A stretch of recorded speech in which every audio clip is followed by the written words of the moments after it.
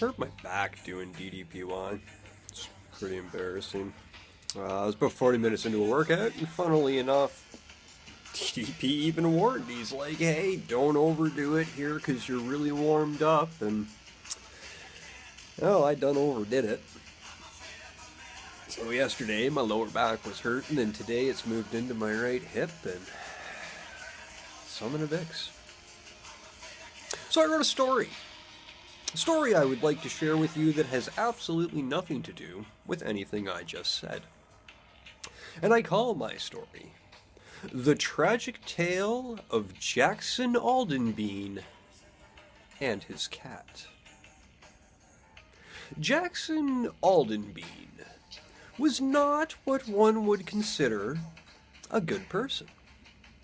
At least, good people didn't consider Jackson good.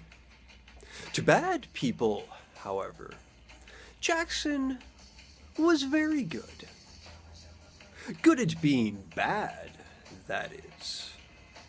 6 feet tall if he was an inch, as wide and thick as a century oak, and just as dense, some would say. Or more correctly, some would think, as no one would say anything cruel of Jackson, for fear he'd find out. His life was spent mostly in dingy bars and back alleys where Jackson considered himself a sort of freelance militant. If you had a problem and adequate money to spare, Jackson was the man to rid you of both. And so the years rolled on. His name and reputation were likened to that of the ancient gods. At the end of his run, most people would sooner slit their own throat than dare be confronted. And oftentimes they did. The pleasure he received from mauling people he didn't know for reasons he didn't care to learn for money he never spent was the only pleasure, so far as anyone knew, that Jackson had. Then one day came a client to Colin, a respectable high society lawyer, third in line to the throne of Ulsteron, who had a fondness for young flesh. A fondness that he hid quite well until the day he crossed paths with little Bobo Keeney. Bobo, a quiet lad of 12 when the client met him, stopped being quiet after a fateful night with our high society lawyer. Fearing the boy would say the right thing to the wrong person, the client sought out Jackson at high noon on a Tuesday. A perfect time to make plans most foul, as no one expects such things to take place on such a day, at such a time. Jackson, caring not for the why or how, took the name and went off to work.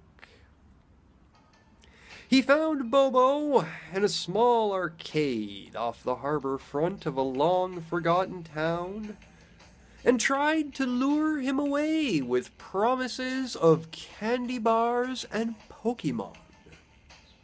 But little Bobo, like all who lived in the general region, knew the reputation of Jackson. And clearly, this minivan-sized man now standing before him had to be the embodiment of that reputation.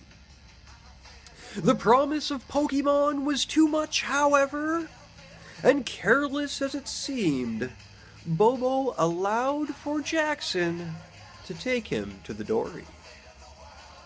There, Jackson spoke. "You know who I am."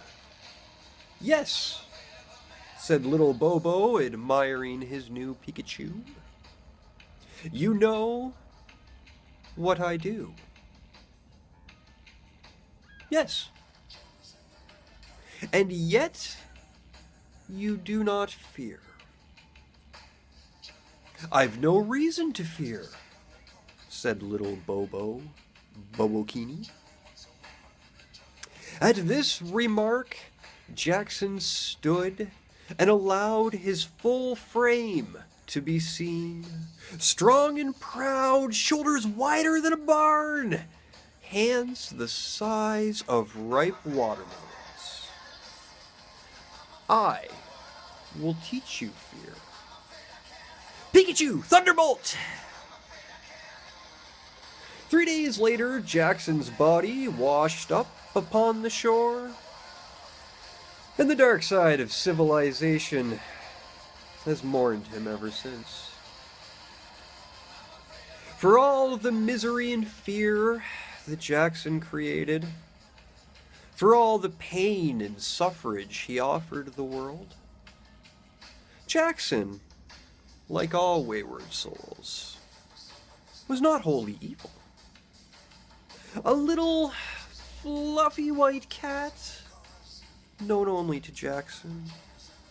A tiny creature whose whole existence revolved around Jackson. A feisty little friend who was fed, cared for, and loved. Sat upon a single pillow in an empty apartment.